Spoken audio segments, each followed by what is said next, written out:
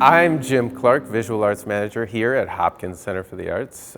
We're speaking with Leah Yellowbird about her exhibition, Can You Hear Me Now? Leah, welcome. Thank you very much.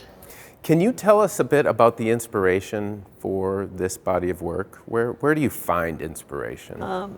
Certainly the inspiration is where I come from. And I'm Ojibwe, Anishinaabe is another word for that. And I'm Métis and Algonquin. So I kind of wrap all those things together, and I'm trying to use that as my base, the historical base of where I'm painting. And then I'm trying to put a contemporary spin on it as art evolves. Sure. As it evolved for my ancestors, it'll evolve for me and the people that come after me. So there's a bit of tradition in the work as well as your personal contemporary vision. Is that fair to say? Always, Yeah. always. It's the base of everything is tradition, always. And my auntie, when she passed, she left me her sketch book of all of her designs. And I don't necessarily use them for every piece, but I love to just flip through it. And sometimes it's just an outline of something that will, spawn something else. Sure. And so to me, it always comes from the people who came before me. It's all comes from my ancestors. So, to me, they're giving me this. Yeah. And now I'm giving it out to everyone else to see. That's lovely. Thank you. When we look at the work, what aspects of it do you feel are those that have the tie to tradition, and what are the things that are maybe more your personal and contemporary view? So the tradition for me is the dots, because I'm traditionally a beater. Yeah. Okay, so I went away to Arizona, didn't bring my beads, picked up a paintbrush and said, I'm gonna paint to make it look like beads. And that was 6-7 years ago. It's the first time I had picked up a paintbrush in 25 years. Sure. So I spent one whole winter doing one painting and thinking no one would be very interested in my peace of mind, my piece of work, my voice, and that was not the case. So it kind of really gave me enough energy to keep going on. So for me, it's every dot, and I can sometimes paint for 12 hours at a time. Doing that is getting lost and not living in the present. And sometimes there's a good feeling about just being lost for a little bit. And I do it often enough now where the present doesn't seem so rough sometimes, I know some people go for walks or runs or they'll do other things to get out of the moment. And for me, I go in that moment. Yeah. And that's how I'm surviving. That's how I'm healing. With the historical trauma and everything, to me, those dots are prayers. Mm. Is that ability to reach that mind space when you're working, is it consistent? Anytime you start into a work, is it a highway directly to that? It's instantaneous. Instantaneous? Yes. As soon as I pick up the brush, it's instantaneous. I am not interested in anything else that is going around me. I'm just totally focused on what I'm doing. And I do a lot of a thought process of the people who came before me. Yeah. Because sometimes I'll wake up and I'll say, oh, I've got this great idea. Well, somebody gave me that great idea. Yeah. And I have this horrible sense of urgency to get it out because I'm afraid if I don't share what someone just gave me, they'll quit giving it to me. Mm-hmm. So this last 6 years, 7 years, it's been very fruitful for me because I've been very prolific with what I'm doing because I'm so afraid if I don't keep doing it, they'll stop. And then where will I be? Because the healing process in the last 6-7 years has been wonderful for me. And it's all art. That's marvelous. In the work itself, I mean, you speak of responding to trauma in your life through your work. Do you find that that is manifested in the action of making it, in that prayerfulness and that mindfulness, or distance from mind, maybe, or do you also address it in the content of the work? You know what? All of those things, and Yeah. I do address it in the content. But if I have to be honest with you, when people Please. when people are asking me about pieces, I don't necessarily tell them the whole entire story that goes with the piece because they really don't want to know. Mm-hmm. I think we live where everything is just, let's see the pretty, let's not look at the bad. And so I keep that to myself, like it did its job for me. Mm-hmm. And I know they just don't want to know what a piece is really about. I'll give them a little inkling of the edge of what the piece is about. I don't know if it's so fair to even say that when someone takes the time to ask you. Sure. But it's personal enough putting it out for everyone to see that you can only give so much of yourself in the art because you're giving 100% on the pieces on the wall or whatever. But verbally, it's a different ball game, you know. That's why you do this, because you can't do this. Totally. I can relate to that. Mm-hmm. You have, you've spoken about the painting process and painting the dots and how it relates to beading. You also have a number of works, quite a few works that actually have beads as well. And they're, from a material standpoint, from a medium standpoint, there's also porcupine quills, leather. There's some Converse All-Stars that serve as the base for a piece. Can you tell us about what drives your particular medium choice from one work to the next? Nothing cannot be, I mean, everything can be beaded, right? Yeah. Everything. I want to put beads on everything. So I guess for me to look at the tennis shoes, I don't look at them as tennis shoes. I look at them as, what can I do with these to make them mine? Mm-hmm. And I pretty much do that with everything. Like the lips in this show are made of paper. Yeah. But I really wanted something kind of pop arty, and what can I do with this paper to make it mine? Yeah. And so when I did these bead pieces, it's what can I do with this black velvet to make it mine? And pretty much everything I see, whether it's a piece of trash or whatever, I look at it like, how can I make this mine? You know, something that's meaningful to me. Yeah. So when my eye sees it, there's something that I get from it, some little bit of joy that resonates for me. And I hope that other people get the same kind of joy, you know, when they look at the work. Sure. From a specific bead standpoint, we were speaking during install about your bead choice and bead quality, and you're pretty particular about that. Right? I am. Can you talk about that? I'm very picky. I like Czech beads made in Czechoslovakia, and I'm only the most expensive, nice beads because they're very uniform. And usually when you're beading native things, or whether it's regalia or whatever, it's a mirrored symmetry. So it's very important to have something as close that you can have the same count on one side of an earring as you do the same count of beads on the other. And maybe a layman looking at the bead or earring wouldn't count to see if there's 18 beads in that petal, but I do. Yeah, yeah. You know, when I'm doing it, I'm counting. Sure. And so the first earring takes 10 hours, the second earring takes 5. Just to make sure that all the counts are correct on the first one, so I can make sure that the second one is exactly the same. And I think when I paint or I do anything like that, if it does have symmetry, it's the same thing. One side takes a very long time. Yeah. And I can't say I can whip it out, but it takes not as long to do the second. Sometimes I work 10 hours and I'll do a spot only 6 by 6. Sure. And I think I've accomplished a lot because I haven't ran my sleeve through it. Wet paint, you know. Right.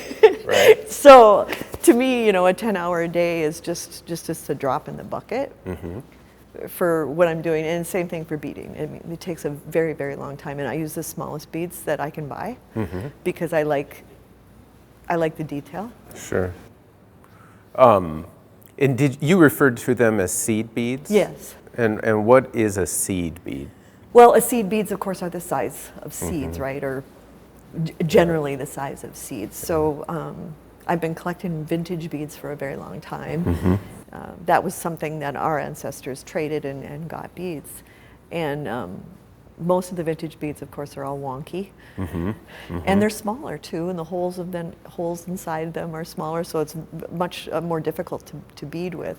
Sure. But I still try to put some vintage beads with some of the contemporary beads. So a small seed bead is a tip of a pencil. Wow. I could, if I put some on the tip of my finger, like got my finger wet, and I probably would have 40 beads on the tip of my finger. Cool. It is, except when your eyes get tired. We were speaking yesterday about titles, and you said that I don't name anything. you don't name anything. No. That the titles were just for us. They're relevant, yeah. Yeah. The piece is relevant. The title is irrelevant. Sometimes I think artists put these big titles on things to try to make a statement. I don't want the title to make the statement. I want the piece to make the statement. Sure. So titles aren't important. So it was quite difficult actually to title the show. Yeah. So we chatted a bit about the beads and paint, but there are other elements in some of the works, some sterling silver pieces. Can you tell me about, are some of these items found objects? A lot of them are. I've been collecting old Navajo silver for a really long time, probably 20 years. Okay. And I've got this giant bag of silver, and when it decides it wants to open itself to me, I open it up and I'll look at the pieces and I'll start putting sterling in with the acrylic.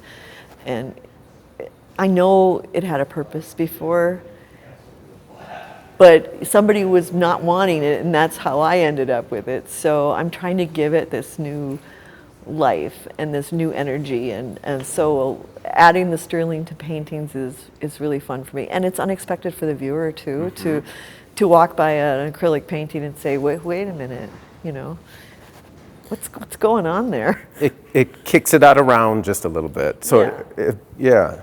And sometimes I did one that I had a whole bunch of sterling silver birds, and so they were all in a whole sky, so I put all of them on the same painting. And so I'm trying to use what I have or from my culture and other indigenous people. I'm trying to use what our ancestors had, and trying to put it with what I'm doing, so I can just hold on to just a little piece of that history. And just like the porcupine quills, it takes a very long time to quill through canvas, and you have to get them wet so the canvas gets soaked while you're trying to do it. It takes just a really long time, but I think for me to show that you can actually do something with roadkill, essentially. I mean, that's how I'm getting the porcupine quills. Is that right? Yeah. Okay. Yeah. So we have like this, bag in the back of the car, and a towel, and so if we drive by something that interests me, it's and stop and pick it up. And we saw a bear a couple of years ago in the ditch, and we were in separate vehicles, my husband and I stopped first, and he's like, "Why are you stopping?" And I'm like, "There's a bear waving at me from this ditch." And it was like, well, he's there. Yeah. I can see him. I'm going to take from him what he's going to give now, because obviously he's done. Yeah. His life is over, but I'm going to keep it going just a little bit longer. So I've got this little go bag in the car. If I see something really interesting, we'll stop and pick it up or take a chunk of. Have you had any misadventures there where you ran into something that maybe wasn't quite ready to give? No, but sometimes things are much farther along than I think they are before I get to it. That bear was one of those things. And it was, I don't know, I don't like smelly things, but as soon as I'm around something like that and I have this purpose, it all goes away. It's like the purpose is what's driving me to get where I'm going. And I still have all the bear claws from that bear. I haven't used them yet. I've thought about them many times, and you know, they're still in my little bag of tricks. So one day it will just happen, and I'll be so thankful when it does. Related to that, from a process standpoint, do you work on or work from studies or drawings, or do you write out anything, or do you work with study models or maquettes, or do you just get after it? I just get after it. I don't, I very rarely do any pre-drawing for anything. I usually draw it out in black marker right on the canvas. Okay. Just Sharpie? yes, Yeah. yes, Yeah. and I kind of hope it works. And I don't think I ever really redo anything. I just, if something looks a little not right, I just figure, oh, by the time I'm done, it'll be right. And it usually it is. You know, so I'm figuring if my mind and my arm and my body are making me draw whatever I'm drawing, how can it be wrong? And you were saying during installation that many, if not all of the works, you have them in their entirety in your head before you set out to make them. It's already completely done. Even if I sew anything, I'll go through every step of sewing something in my head, so if I come up with a problem, I can fix it before I even cut the fabric out. So the same thing with the painting. I see it completely finished. I don't necessarily see all the colors, but I see it completely finished. So maybe that's why I don't need a drawing. Because the concept's there, the size is there, everything is there. And if something needs to be changed as I go, it will just do what it needs to do. I don't think much about how everything is placed. I just do what feels good to me at the time. I use the colors that feel good to me that day. I don't care if it matches, I don't care if it's, I know that in the end, there's a reason why I chose that color when I chose it, or that shape when I chose it. And you know, sometimes I doubt myself and I think, oh, I really don't think this is gonna look good. And then I'll finish and be like, wow, this is great. So I have to really trust what I'm doing when I'm choosing things. And I'm getting better at trusting myself because I haven't been painting that long, you know. But I'm getting better at it, and I do it with beading, so I should be able to do the same. I'm trying to, you know, overlap both of those things. So, how often do things go awry? How often do you step back from a piece and you say, well, that didn't work? Okay, never. But I have had a couple of pieces not sell, and I have said to my agent, what do people say about that piece? Why is it still here? And she'll say, well, they don't really like this part of it or that part of it. So I stand back and take a look at that part, and I've redone 2 pieces. Not a ton, just a little tiny bit. Put them in the next show, they sold immediately. So it was something I didn't see. So I think it's okay sometimes, the critique, you know, you're always so concerned about the critique because it kills, right? But sometimes you need it. And if I feel so strongly about something and someone's critiqued it in a negative, I won't change it. But if I'm still on the fence, maybe in a way I thought something was wrong. Right. And didn't let myself think it, Yep. That makes a lot of sense. It does, doesn't it? It does. It does. You mentioned you haven't been painting that long. And a question I ask often of artists exhibiting at the center is, have you always been an artist? And while you haven't maybe been painting that long, do you feel like you've always been an artist? I've always been creating something out of nothing. Always. And before painting? Well, I was beading, or I was, when I cut my dreadlocks off, I made dolls and I used all my dreads for their hair because I couldn't see myself throwing those dreadlocks away because they were so long and there was so much of my history in each one of those locks. How people felt about getting the dolls made with the dreadlocks is, up in the air. But I've always been doing something and not something that everyone else is doing because I find that mundane and I'm not interested. Mm-hmm. So I'm always trying to do something that's a little bit different, maybe a little quirky, just so it interests my eye. Mm-hmm. And at the time I'm making it, I don't really care if it interests anyone else. I only care after. Sure. Fascinating. Some of these pieces have remarkable dimensionality.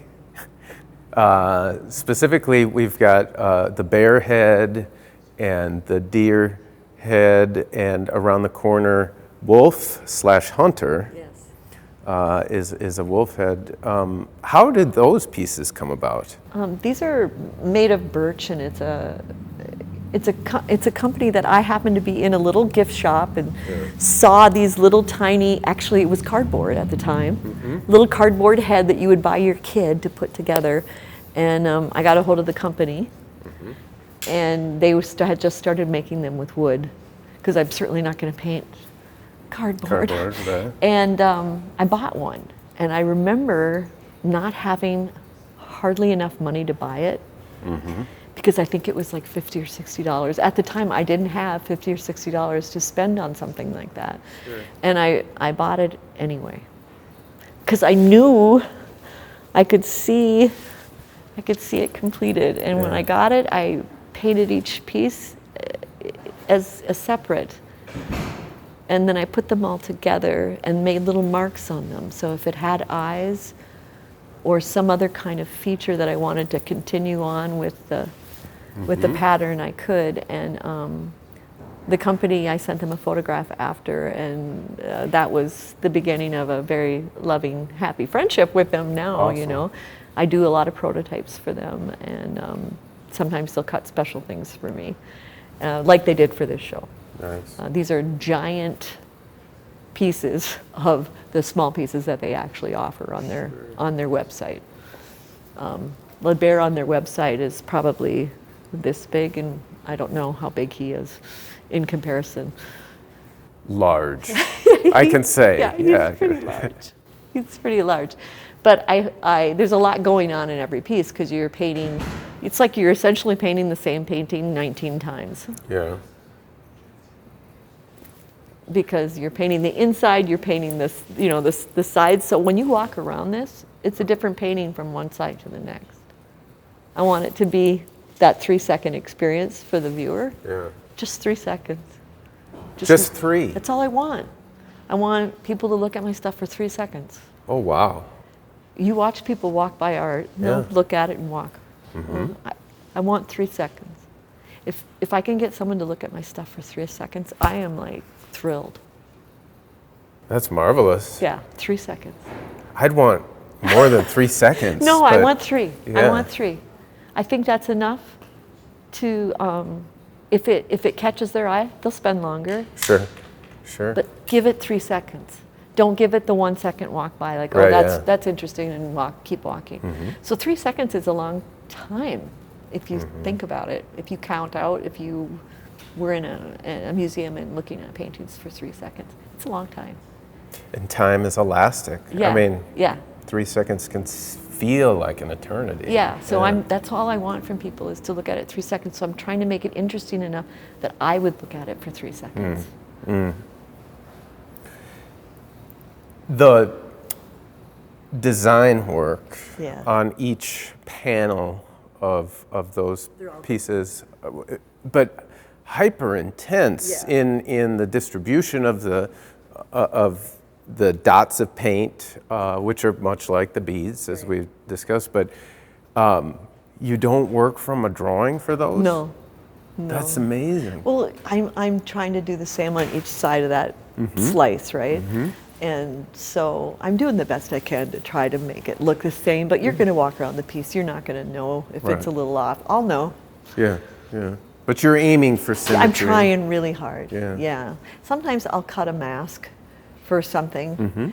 You know, if I know I'm going to do 20 bees or something, I'll try to do the wings. Sure. So I try to get the wings very similar, you know, if I'm doing it, which I think I actually did for this. But if you look at every one of the bees, none of their veins are the same. So I went so far, just with an outline, but I didn't go any farther than that, because they're all going to be different anyway, you know. And bears and bees, that's kind of one of those things. And honey. Yeah. Fantastic.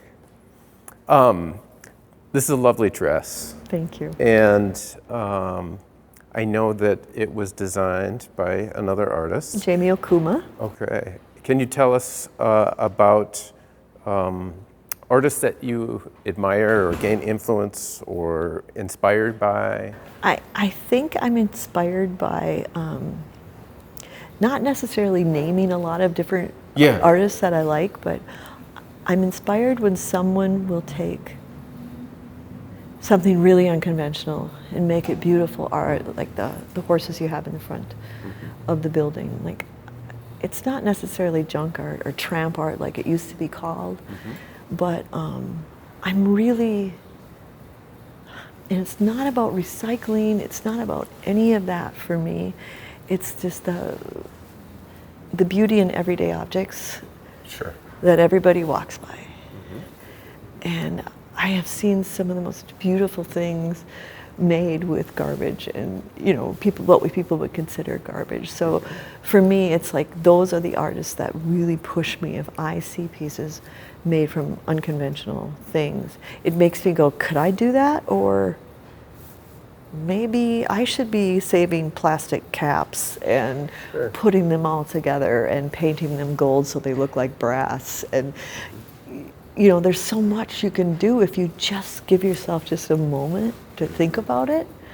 And I'm kind of scouring YouTube all the time looking for these crazy makers who make even figures, but they don't buy anything. Like that's their shtick. They don't buy anything to do their art. They use whatever they find, and I think it's really compelling. So that's really where my mind goes, like the paper doll. You know, paper dolls. I mean, we did that as kids. We cut them out. We had little brass tabs. Your folks had that kind of stuff laying around. That was your art. Yeah.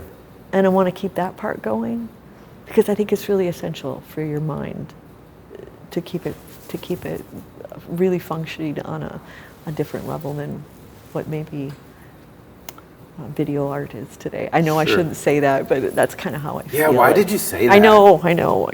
Cut that. We're done.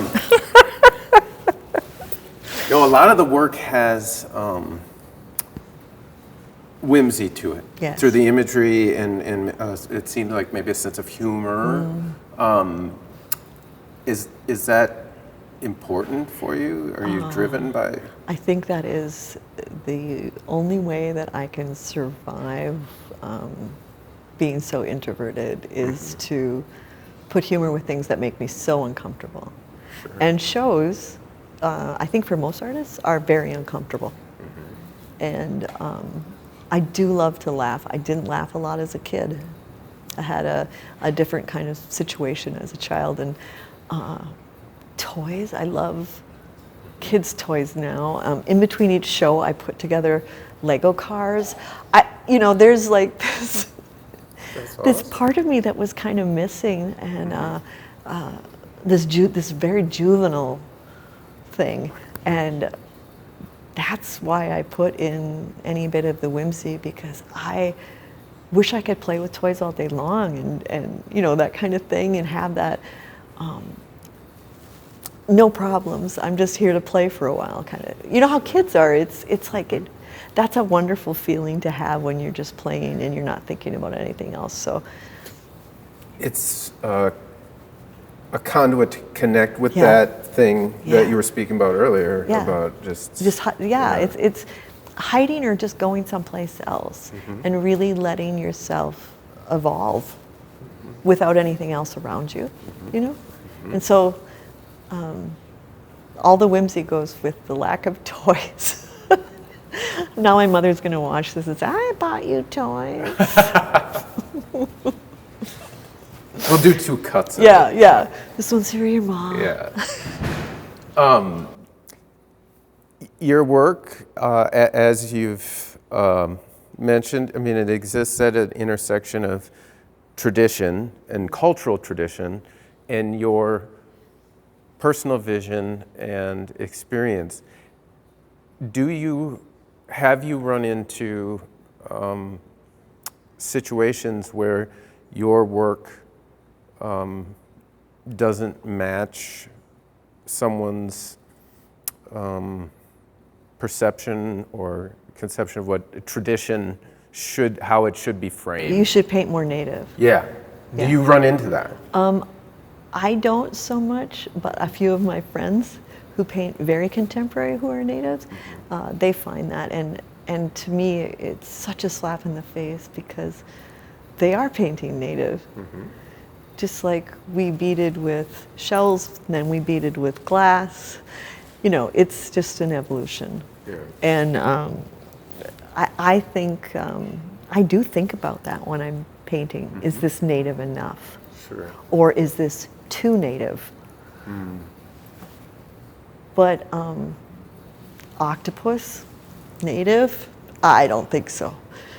You know, so I am gonna go over the edge and do what is moving me, if it's at the time moving me. I made the octopus because I love those little round beads that look like the little octopus suckers. Yeah.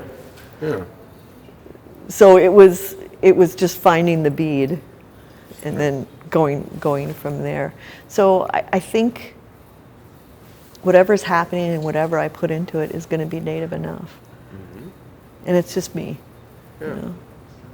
Relatedly, how would you like to be known as an artist? What would you like to be known for? It's even hard to call myself an artist. Why? Before my dad went on his journey, I can remember him saying to me, "Oh, you think you're an artist now?" Because I wasn't doing the books for whatever company at the time. It's hard for me to look at it and think that I am, although people call me that. Sure. I want to call myself that. I want to say, and I do, but I think I always have a little trepidation when I'm saying it, like, oh yeah, I'm an artist. Right. Like there's an asterisk? Right. How do I want people to know me? There's something behind the pretty, isn't there? There's something behind every one of these pieces. And every piece that you see from every artist, there's something behind it that you don't see. Yeah. And I don't know if I want people to know me by that, but I want them to know that that's there, I guess. There's history behind all of these pieces, and get to know it, because it's really important, you know. Leah, thank you so much for sharing your work with us and with our community. Thank you very much. I'm Jim Clark, Visual Arts Manager here at Hopkins Center for the Arts. We were just speaking with Leah Yellowbird about her show, Can You Hear Me Now?